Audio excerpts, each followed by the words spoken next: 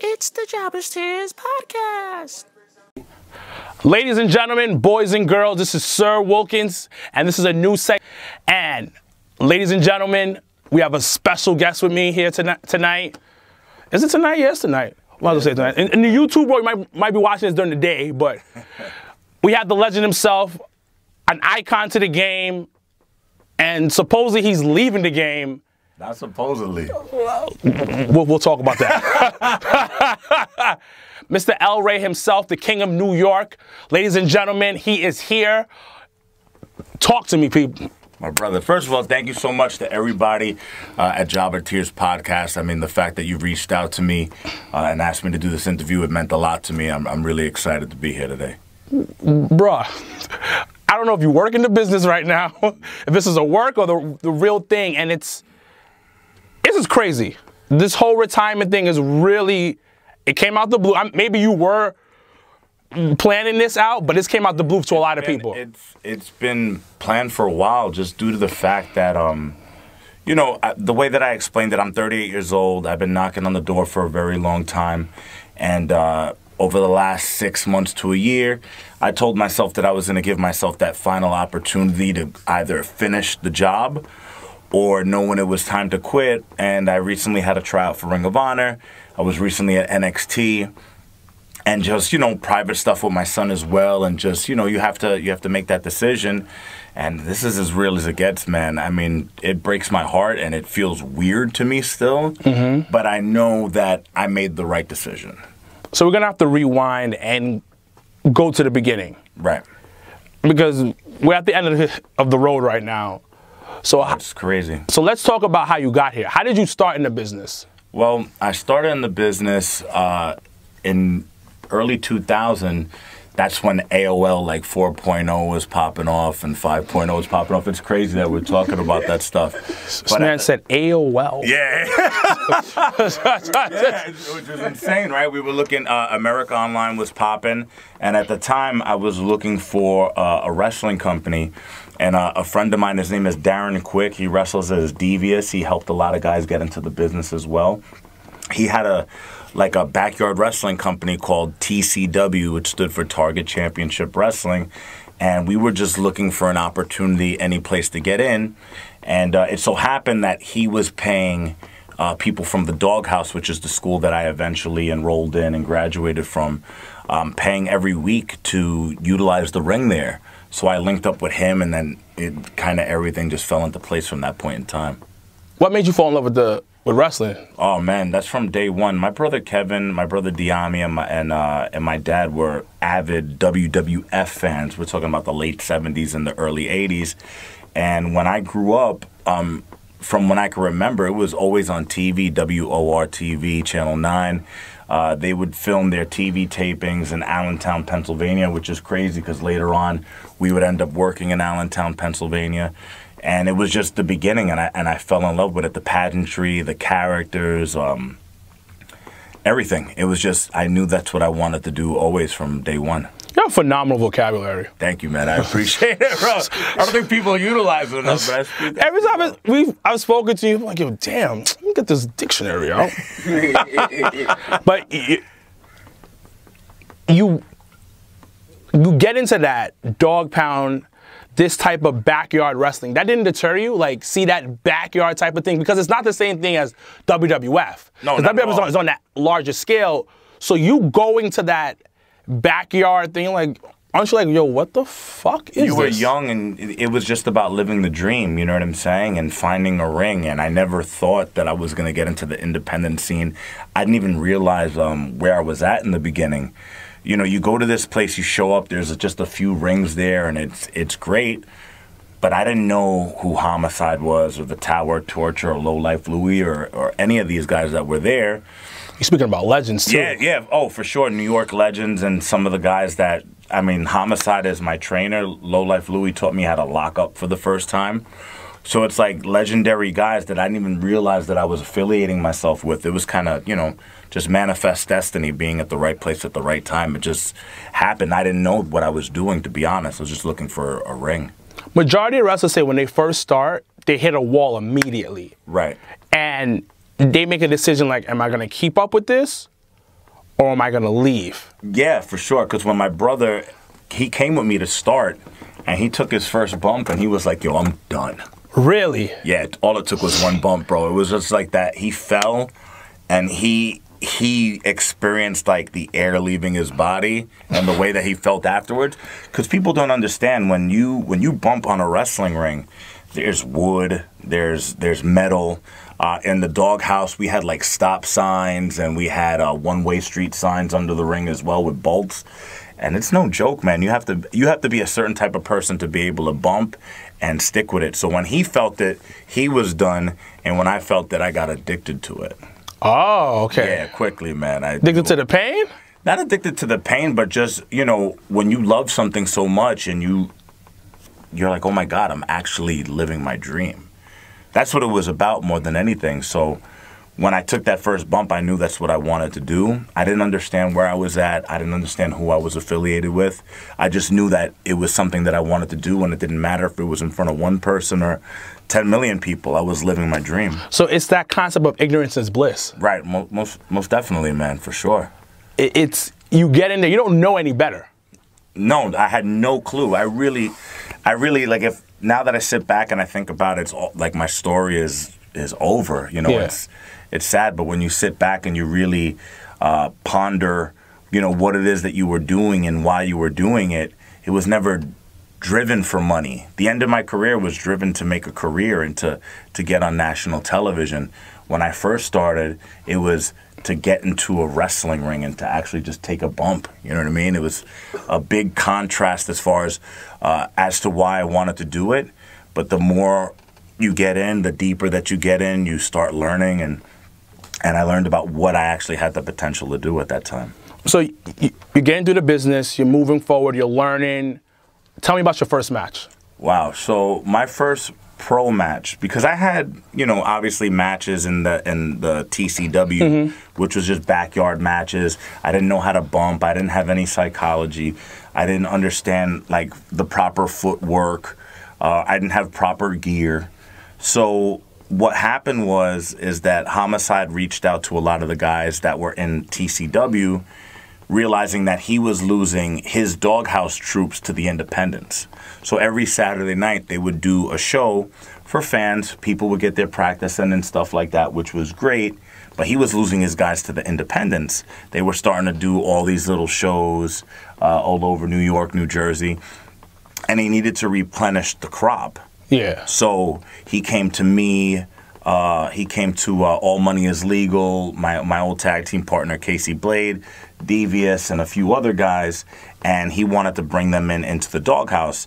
The trade-off was you come wrestle for the Saturday shows, and I'll train you for free. Ah, So, nice. Yeah, so I ended up getting trained, you know, which is a blessing in disguise, because at 20, I had no money. I was getting allowance from my dad still, you know what I'm saying? Yeah. I didn't have the money to pay for a wrestling school. So he offered to train us, and I was in that place every single day training. My first match was against this guy named Rekka, who at the time they were pushing like Taz. Big white guy. He was beating all the big names from the doghouse, and I won the television title by mistake. I knocked him out during the match, and I knew that that was what I was meant to do. Wait, Tom, you said by mistake? By mistake. Well, yeah, I was supposed to lose the match, and midway in the match, I'll show you the clip later on today. He went to do like a reverse headbutt on me and hit his head on the canvas. Yeah. And I hit him with a leg drop off the top rope, and I knocked him out, and I won the title by mistake.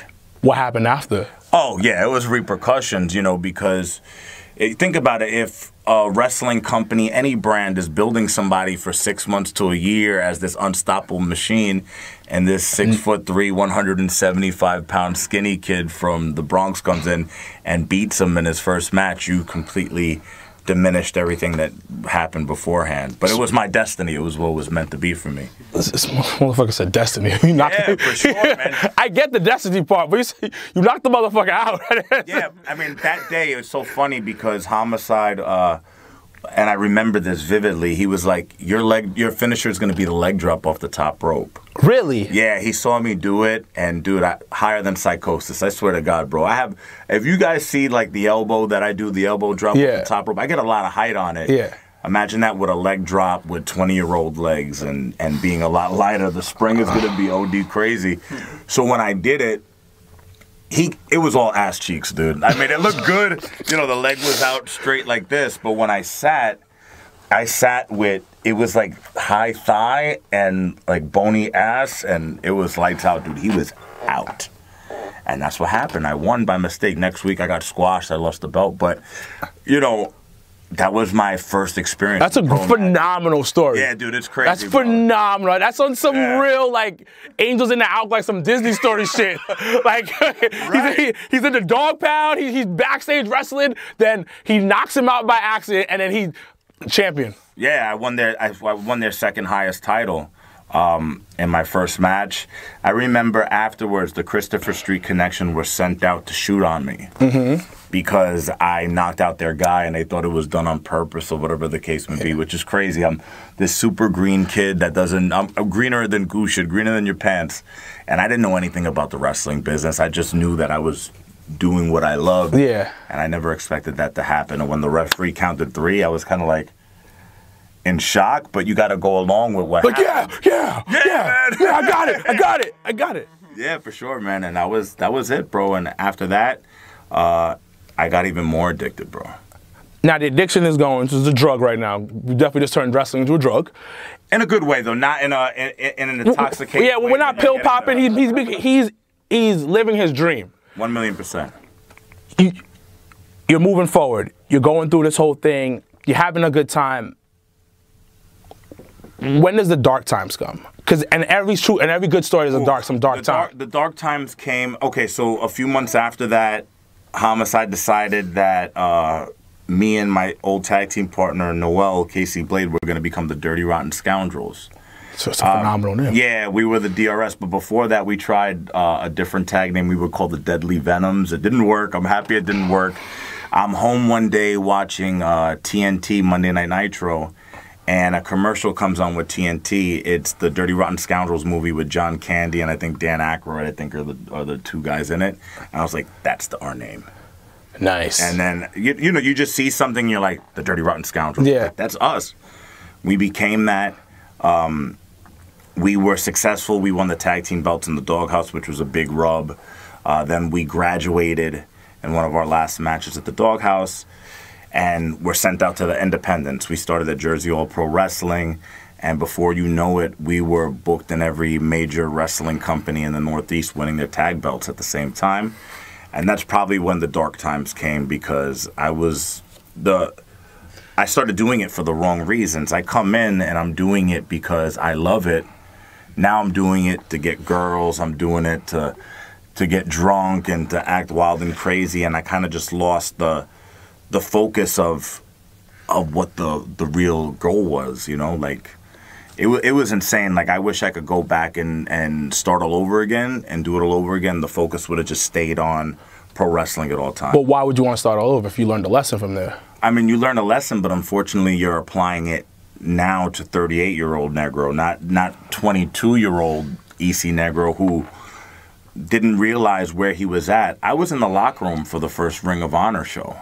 Really? Like, yeah, I was in the locker room with Bryan Danielson, CM Punk, you know, Samoa Joe, Christopher Daniels, Low-Key Amazing Red, Homicide, and all these amazing guys that had these predominant TV wrestling careers. And I'm this young kid just smoking weed and living it up, and didn't realize where I was really at and what I could have done if I would have took the game like really What could you have done different? Besides the party and like, you know, the thing, but what was the major thing that could have been done? There was a time that Homicide cut me and Blade off because we weren't taking our training seriously. See, like in wrestling, it's one thing to be naturally gifted and naturally talented, which me and my partner were, but it's another thing to put in the work and earn your stripes and earn your keep. So we were greenhorns in the game. What does greenhorn mean? Okay, so a greenhorn is basically someone who's within their first 5 years of the wrestling business, who is learning the ropes, doesn't have the respect of his peers, is paying his dues, working for low amounts of money and stuff like that, and just trying to garner as much experience as humanly possible. And we didn't treat it like that. We were acting like we were veterans. We were given a lot very quickly.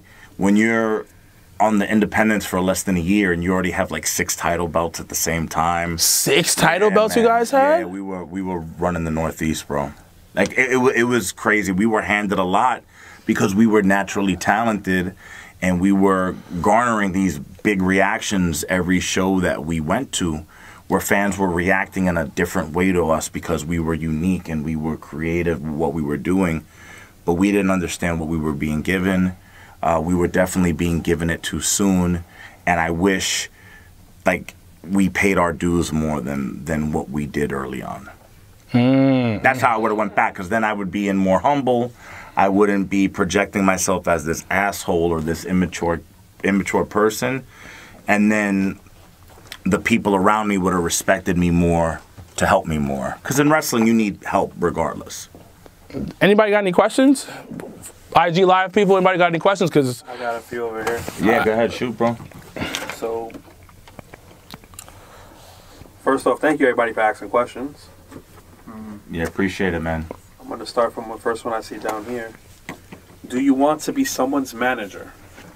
I've been getting, I need a big break from wrestling, you know. I need to get away, and for me personally, I need to focus on my son, who's going to be 13 years old, and I want to make sure that he lives his dream and he's as successful as humanly possible with everything that he needs to do.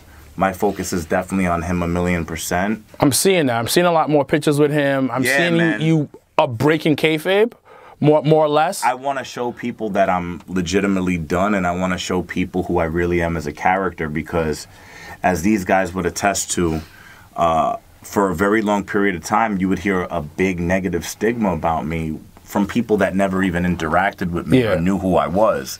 They would just, I don't want to say be marks for the character, but they would believe that El Rey All Day was El Rey All Day. But you've had experiences with me off the camera. I'm probably one of the most humble people. Yeah, you're super nice. Super nice to people, super nice to fans, super cool to everybody.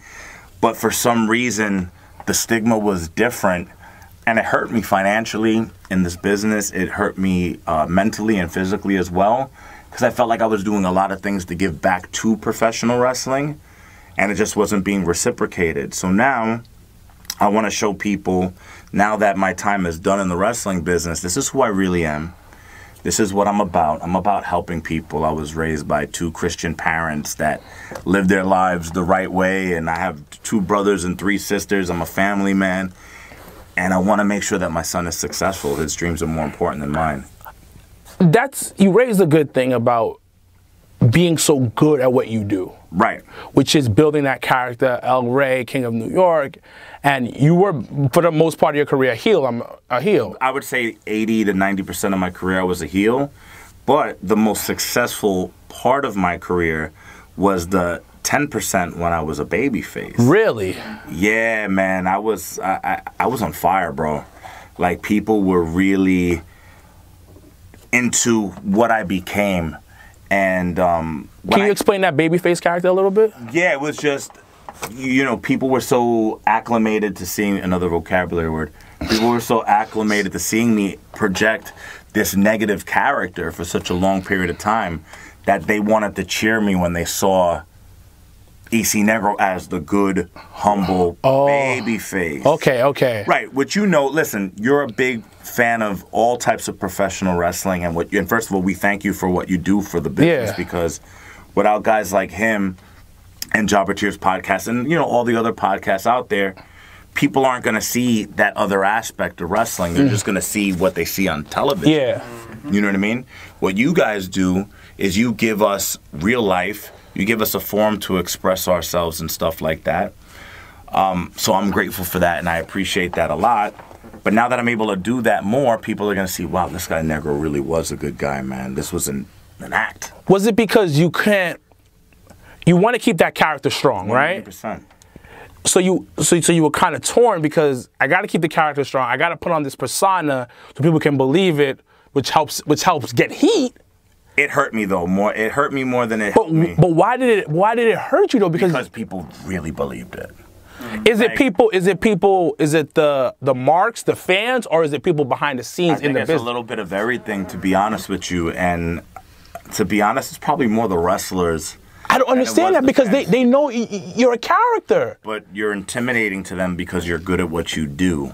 Just like your podcast is a great podcast, other people are going to be intimidated by what you bring to the table. Look at what we're doing. Look at where we're at right now. This is an amazing setup, right? Yeah. How many people are going to invest in themselves like that? Right? I mean, get what I'm saying, right? Enough about that. I don't understand because you're in the business. So a person should understand. I'm getting loud now because I'm getting annoyed. Because if I know how the businesses work behind the scenes and I know this is a character, right, I shouldn't be hating on it. This is what I was hoping people would see, and this is what people were seeing. I was hoping people would see this guy, EC Negro, is so good at telling a story with his character. I see green in this guy. Yeah. And not green as a green horn.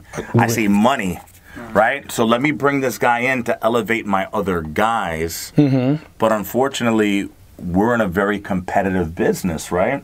Where everybody is competing for the very limited amount of spots that there are, whether it's Impact, Ring of Honor, Lucha Underground, WWE, NXT, right? Everybody's competing for these spots. So they saw this guy could make it. This guy is good at what he does. I'm intimidated by this guy. Not this guy is going to make my product better. This guy is going to make the wrestlers that are around me better. And I experienced that in a very negative way. Towards the end of my stretch, and one of the reasons why I decided to hang it up and call it quits, I was putting out more content than any other wrestler. I'm talking about promo-wise. I was out there every week investing in every single match that I was doing like it was a main event WrestleMania match. And in return, I was getting no bookings. Like, people were not wanting to use me to help their companies grow. And I'm like, okay, well, if that's what's happening and I'm investing all this time and no one's knocking on my door, why continue? I'm 38, but I feel healthy. I feel great. And you move well. You move well for a 38-year-old in the ring. So yeah, man. It's confusing to you, but it's not, because I'm getting deeper into the game.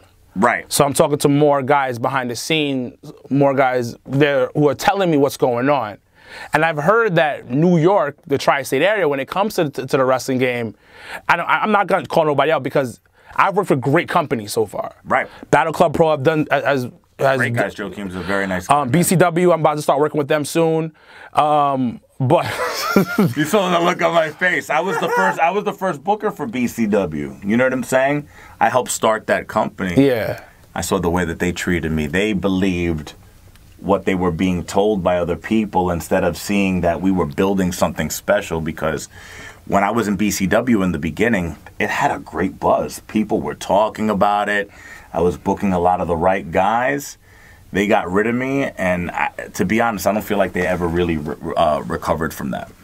And that's what I'm hearing. I'm hearing a lot about the politics behind the game. Yeah, it's rough, man. And we all understand that every job has politics. Right.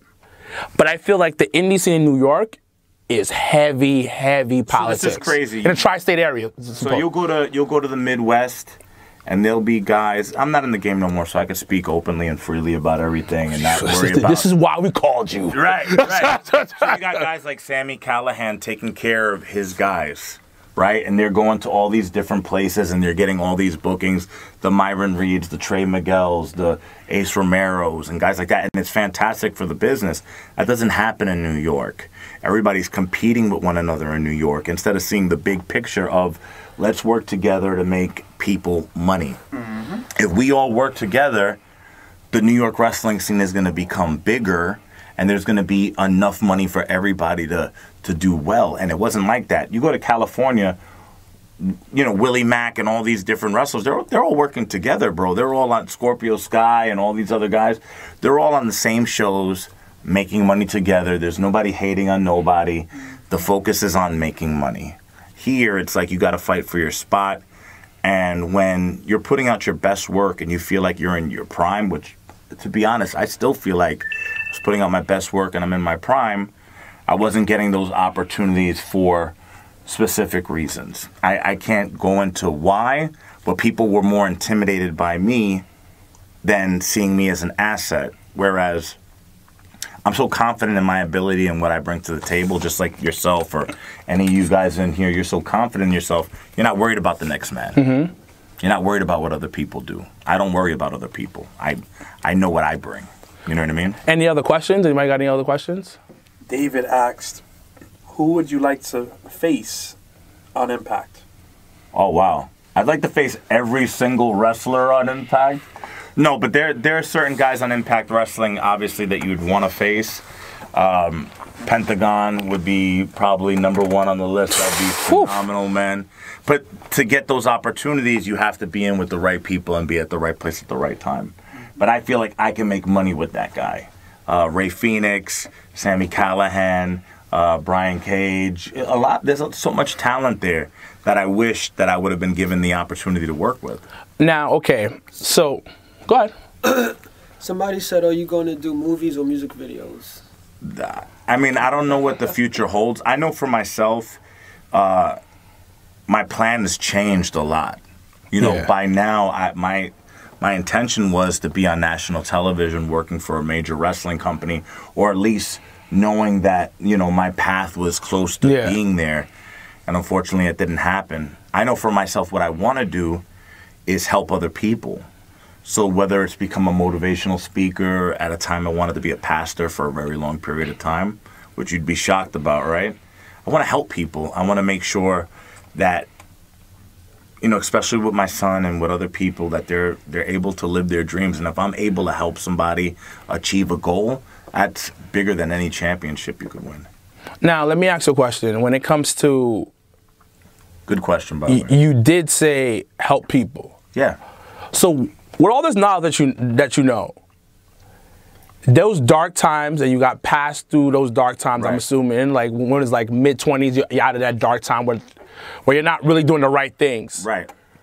If you could write a letter to yourself, what would the first paragraph say? It'd say, "Dear Stan," you know. No, it would be, you know, Jarrell, I want to apologize to you for how I acted all these years, how I neglected what you were doing to focus on the things that were irrelevant. I was focusing on. I've been with a lot of women. Like, I'm not proud to. You look like a rock star. Right. I was legitimately living that way, and I would give all that up to be with the one special person that you want to spend your whole life with. Yeah. I was focused on that. I wasn't focused on training. I wasn't focused on bettering my body, bettering my craft. It took me to the year of 35 to realize that, like, wow, I got to be in shape to be on TV. It doesn't matter how good you are. You have to look the part. Now I'm 38 years old. I'm in better shape than I was at 23 years old.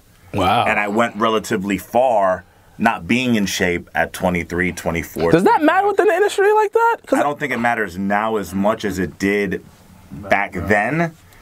When I was coming up, and I'm sorry that I'm speaking so much, but when I was coming up... Nah, that's why you're here. Speak. Yeah. Don't apologize. That's all good, brother. When I was coming up in the independents, you were told that if you weren't signed by 30 years old, you were never getting signed. Now, it doesn't matter if you're 45 years old. If you could make them money, they're going to bring you in. Mm-hmm. So, yeah. So, my focus was completely backwards back then. Okay, so your focus back then. Now, a young buck comes to you. Right. 23, 24, 25. He's like, yo, give me 5 things I need to know. I'm about to go into this business. What do I need to know? That's going to... I just put a post about that on Facebook a few days ago. So, wow, it would be stay humble, because you're going to see the same people on the way up as you are on the way down. The independents are funny like that. You run into everybody numerous times when you're starting and people see you as a greenhorn and they don't respect what you do, to when you make it in the business if you put in the work. And then when your time is up and you're on the way back down, you run into them again. So treat people well. You know, that's funny because, you know, I do the wrestling viewing parties, right? Yeah, for sure, man. So you don't invite me to. You're invited all the time. Don't play this. It's a beautiful thing when you see a lot of the people that have been to the viewing parties over the 7 years I've been doing it. Right. In the Mae Young Classic. It's dope. And it goes by what you just said is like, you don't know who's gonna make it, or who's going to be at the top of the game. Right. And it really it plays, because then I go to like one show, the person's there again. It's like the scene is small. It's very small. It's humongous, but it's very small. It's like that 7 degrees of Kevin Bacon. I don't know if you know what that expression is. You know somebody that knows somebody that knows somebody that knows you. Right? So that's how the wrestling business is. So. Even your analogies are different. You said 70. I know what you're talking about. Right? I know what you're talking about. Yeah. You have a quick question? I have another one, yeah. Yeah. Shoot. From Jason Velez. He asks, do you wish your son follows in your footsteps? No. Oof. And the reason why I don't wish he followed in my footsteps, not because I don't want him to pursue his dreams and his passions, I just want him to do it in a completely different way than I did it. Talk about the 5 things that we want people to do. Yeah, number 2. Number 2 is work hard. And in every aspect, in your nutrition, your in-ring, your studying of the business, investing in the way that you look physically as well as like prosthetically, you know, your gear, your boots, the whole 9 yards. You got to go a little bit deeper. How do you balance that out, first of all? That's the first question I want to ask. Balance what aspect out of it? You said number 2 of working hard. Now, I've always seen a lot of wrestlers, they're really good at the mic. Right. But in-work is a little iffy.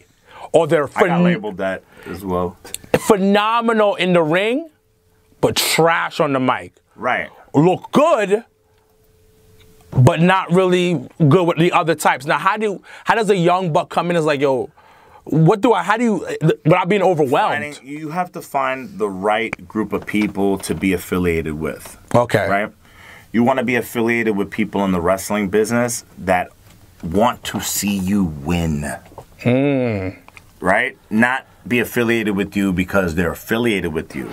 They want to see you successful. Yeah. And when you surround yourself with people that are trying to be successful, you pick up personality traits from them or work ethic from them, which is going to help you become a better person, a better performer, every aspect. You know what I mean? You're really going to work hard to do that.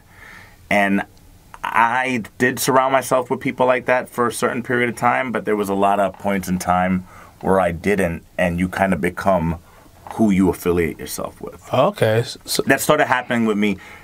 To the guys that are here filming, and I love you guys and I appreciate it, they know that I separated myself when I was doing Rey All day from everybody else because I wanted to be successful, and I saw that the people that I was affiliated with at the time either were smiling in my face and stabbing me in the back, you know, oh, we love you, Negro, but behind me, or like, you know. Yeah. So you want to separate yourself from that, and you want to start affiliating yourself with people that are winning, bro. It's the realest thing that you could possibly tell somebody. Who you're down with is who you become. It's sociology. It's your environment, right? You're raised a specific way in a specific environment, and due to that, you're going to react differently to people than you would if you grew up in the hood and you have your defenses up and you're fighting people at all times. It's very important, man. So number 3. Number 3 is to help others. You know, in this wrestling business, you're always told to worry about yourself. And I agree, you should worry about yourself. But if you're successful and you know what you're doing and you believe in yourself, you should never be intimidated by helping other people. And I feel like when you help other people and people see that you're helping other people are going to want to help you as well. The one thing that I feel like I don't get a lot of credit for is the amount of people that I've helped, because a lot of those people were afraid of letting people know that they were affiliated with me. Your reputation was like that, bro? Yeah, it was like that because people made it like that. Mm-hmm. Not because I was like that. I went out of my way to help a lot of guys. I mean, I could throw a list out of guys that I feel like I helped. Yeah. And I feel like if you talk to them, the majority of them wouldn't give me the credit for helping them out, or they would tell you, like, oh, you know, Negro really helped me out, but it would be like behind closed doors. It wouldn't be like, there's no EC Negro fan club of like guys that are like proud to be affiliated with me. Yeah. But they're affiliated with me. You know what I mean? Mm-hmm. Like, I can name a ton of guys that were like that, chilling in my house, you know, feeding them, helping them out, going with them to shows, training. But then around a different group of people, it's like, I don't know this dude, or I'm, you know, hey, Negro, what's up, man? And then you're walking away, but wait a minute, you were in my house yesterday, bro. We were playing video games till 5 a.m. What's going on? Like, why are you intimidated to show people that you're affiliated with me? Like I'm AIDS, you know what I mean? It hurts, bro. And like when you have that mentality of helping people and wanting to do right by people, and you see so many people do wrong by you, it makes you feel unappreciated. It makes you not want to be around, and it makes you make decisions that ultimately I made. I'm in the prime of my life. I've never been better in any way, shape, or form. Mentally better, physically better, emotionally better, understanding the business better. But I don't feel like I'm appreciated, so you know the time is up. You know what I mean? Number 5 we're on, right? Right, number. I think we just number 4. Number 4. Number 4. Because you went deep on the third one. Yeah, my bad. No, it's fine. It's fine. Number 4 is to not be afraid to pay dues, and it doesn't matter how many years you're in the business. You should always be willing to pay dues. I know that I'm guilty of not wanting to do that. What's paying dues technically in the business? Ooh, a lot. Helping set up chairs, helping set up the ring, helping break down the ring, working for free and earning your money and earning your keep on wrestling shows. You know, there's new generation of people in the wrestling business. They feel like they should be making all the money right away. And it's so easy nowadays to get into the wrestling business. Let's shoot right now. My brother right here, my main man, told me, right, before we started, or maybe we were filming. Before we started, yeah. Right, that you wanted to wrestle, right? Yeah. You know how easy it would be for you to get into the wrestling business right now? Yeah, but I don't want to disrespect the business. Right, and you understand that. But a majority of these guys disrespect the business because of the way that they come in not paying dues. And when you try to make them pay dues, it's like... Right? Yeah. But no, that's not the way the business is. You're a greenhorn for a reason. You're listed as a greenhorn for a reason because you're learning the business. They say you don't understand the business until your first 5 years of the business. First 5 years? Yeah, dude. That's what paying dues is about. That's what being a greenhorn is about. Going through and learning and paying your dues early on so that you understand the business properly. And when you get to the next level and you're affiliated with the right people, you understand how to properly act. Wow. Right. Wow. You just do a lot. We got any questions, Leo? No,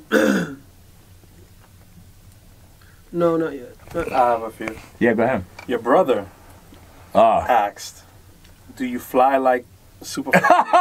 I fly like the Superfly too, and he says that to me all the time because there was this old promo with the Tonga Kid where he was on Piper's Pit in the early 80s, and Piper asked him, do you fly like the Superfly did? And he goes, I fly like the Superfly too, with like this real soft voice, and my brother always quotes it. So yeah, I do. I fly like the Superfly too. Any others? Yeah. Tony always shows love. I know that. Yeah, Tony, my guy. What's up, brother? If you had the opportunity, who would you have wrestled with on the NXT roster? Wow. I would have loved to have seen a King of New York versus King Ricochet program. I think that would have been dope, you know? I feel like if I was given the opportunity to show the people at NXT the character that I bring, they would be the right company or brand to be like, this guy is money. Why didn't it work out? Did it ever give you any feedback? I never was able to try out. So I was there doing extra work on a few different occasions, and you go there to network with people and and meet people, and you're in the hallway signing paperwork, and like you look and Shawn Michaels is walking right past you, and you're like, what the hell am I in? I felt like I made it at that point in my life. Really? Like, how long ago was that? A few weeks ago, right? Yeah. I was down there again for the last TV tapings where Ricochet fought Pete Dunne. Yeah. I was there for that. Was that. a match. Yeah, it was awesome. You know, I was there, and like Triple H is right where homie's at, and I'm right here, and I'm like, I'm in the Matrix. I made it. Yeah. You know what I'm saying? But you being there, wouldn't that reignite the fire? It would reignite the fire, but it also is a very humbling experience too. And what you have to understand is that you're not that you're treated like a nobody, but you are a nobody there. You're doing extra work. You're an extra. You're not a part of the team. You're not a part of the product in any way, shape, or form. So I was going there and literally I went there to watch them film. And it was a very humbling experience, but I didn't know how many times more I would have been able to do that for myself. You know what I mean? Mm-hmm. You want it so bad, and you want it now, and you want it at that point in time. And I didn't know if I had another year in me to wait, or another year and a half, or if the door would ever open for me. So you feel healthy, you feel great. I kind of woke up with an epiphany one day. I was like, yo, it's time. And I was talking to my brother about it. I had a long conversation with Homicide about it. And to be honest, I haven't talked to Homicide since I retired. I heard he's not really too happy with me. But you have to. Why is he not happy? Because I know he believed in me a lot. You know what I'm saying? I know he believed in the Rey All Day character, and I think a lot of people were starting to really believe in the character. Do you think it's too early? Do you think that... It's never too early. You think that maybe this might not be the right thing to do because you're so close? And you're ending the run too early that maybe... I think a lot of people think that I'm closer than what I think. You know what I mean? Mm-hmm. Whereas if my peers were respecting me in a sense where financially I was doing better, I should be working 3 times a week. I should be working Friday, Saturday, Sunday. Mm-hmm. Every week. When I'm struggling to get like 2 bookings a month or 3 bookings a month, and I'm the only one pushing myself and making myself relevant, where these other companies are, you know, they're investing in other guys, or they don't want to pay me what I'm asking for my years in the business. Yeah. It's hard, man. You need help. Like, it doesn't matter how good you are. If you're in the music industry, doesn't matter how talented you are, how many bars you could spit, how many instruments you could play. If you don't have that A&R to tell the producers or the owners of Sony Entertainment, for example, this guy is the future, that ain't gonna happen. But you need someone else to give you that rub as well. You know what I'm saying? But don't you think you could build a team for you for that? Like build your own exclusive team that... I tried this year. And unfortunately, the team did not work. We started this gimmick called Create or Die, which had other members, TJ Marconi, Sebastian Cage, other guys that we wanted to use that wanted to be in it until it was time to reveal what it was. And I just felt like people's agendas became different once they saw that it was working, instead of continuing the focus. You know what I mean? If they would have focused on the brand instead of the individual, we would be not having this talk right now. We'd be talking about, wow, these guys are working every night that they want to work and making money and doing things the right way. Explain Create or Die a little bit for the people that don't know. So Create or Die was basically a concept that I came up with my former partner in NYC Now You Create Wrestling, TJ Marconi, Sebastian Cage, Steve the Body Lugo. Everybody knows that I had a hired hand named Miguel Sosa for a while. And there were other members that I'm not going to name right now that were supposed to be in it. So basically, Create or Die was a group of guys that were going to create their own path and their own destiny because they felt as if the wrestling business wasn't giving them the respect that they deserved. And the wrestling inner circle of guys that are kind of monopolizing the business. If you look at the independents, you notice what guys are working every show. You notice who they're affiliated with as well. Mm-hmm. And it's very cliquey right now. So we wanted to create a buzz where we were coming in united as one, and it was working, and it was working very well, and it was working very quickly. And along the way, certain people got lost from what we were trying to do, in my opinion, and made it more about themselves, and that's why it didn't work out. How did you know that it was a success? How did you know that it was working? Because the boys believed it. Mm-hmm. number one, if the boys are believing, and when I mean the boys, I mean the other wrestlers, when they're believing the gimmick or they're reacting to it in a negative way or a positive way, that means it's working. So we did this one video where we were all dressed up in black, and we got all the major players in the independent scene from the Northeast all the way to the West Coast, all their pictures. And we hung them up and we burned them all on fire at the same time. Where's this video? Oh, I said it to you. It got a really good traction and reaction on the internet. And the boys were pissed. Really? Like, who the hell are these guys think they are filming this? But it was just about being creative and, like, you know, sending a message without talking. I find it crazy that people within the industry get work like this. Yeah. Like, because there's some of the people in the industry are the biggest fans. They're not, I mean, they're in and they're great professional wrestlers. They're great at what they do, but they're also marks for themselves, or they're marks in general. And they don't see things the right way. They take offense to things instead of being like, wow, that was an awesome idea. I need this guy on my creative team. He wow, created, you know what I mean? That just boggles my mind, because you're in the industry. So you should see your viewpoint should be a whole lot different from like me. Like me, if I were to see that without you telling me, I'm like, yo, what the fuck is going on here? In a good way, though. Yeah. Being like, I need to know what happens next. I need to find out what happened beforehand.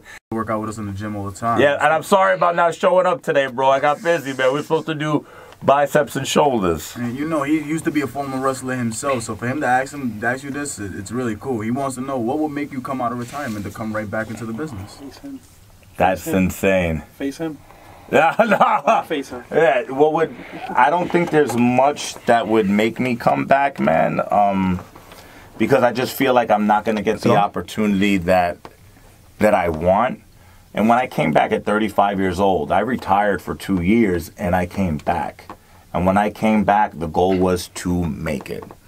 I don't want to be one of those guys at 40, 42, 44, wrestling on the indies just to wrestle on the indies. I came back to take care of my family financially, to take care of myself financially, and to open up avenues for the people that I'm really friends with and give them opportunities to be successful because I got put on. But the game is changing now, though, where you don't need you don't need a major promotion where guys are making tons of money without being on TV like that. But you need those guys to say, put him in. You need those guys to say, put him on. Or you need for someone to say, I'm going to invest in this guy. So number 5, I tell people to invest in yourself because no one's going to push you like you. There is no promoter. There is no storyline. You definitely lost that number. I count down like we're way left. But thanks for bringing us back. Thanks for remembering. Number 5, invest in yourself. So a lot of these wrestlers nowadays treat their shows the way they treat the business, with no respect, with no belief. And when you treat it like that, the fans are going to treat it like that. But if I'm going and I'm saying, tonight I'm fighting Mad Awesome, and I'm pushing the Mad Awesome match like I would push the match against Hulk Hogan, they're going to believe it, and they're going to be invested in it. And you have to push yourself. This is what I mean. I was investing in myself with my guys. Shout out to William Coltrane, Johnny Ball, #dope, my guys. We were investing in this character so much and putting out so much content that people were believing in the character. In the beginning, when I started the King of New York, people were like, this guy is claiming he's the King of New York? Who's this guy to claim that he's the King of New York? By the time it was said and done, everybody was calling me the King of New York. We had them believing that. What did you do exactly? I made them believe. I put out content, pushed myself, pushed my matches, pushed the other people that I was involved in. Because when you're in a wrestling match, it takes 3 people. You, your opponent, and the referee. You're all an intricate part into making the match successful. Yeah. If the referee doesn't count 3 the right way, the finish is blown, right? If your opponent's not believing in what you're doing, the match isn't going to be as good.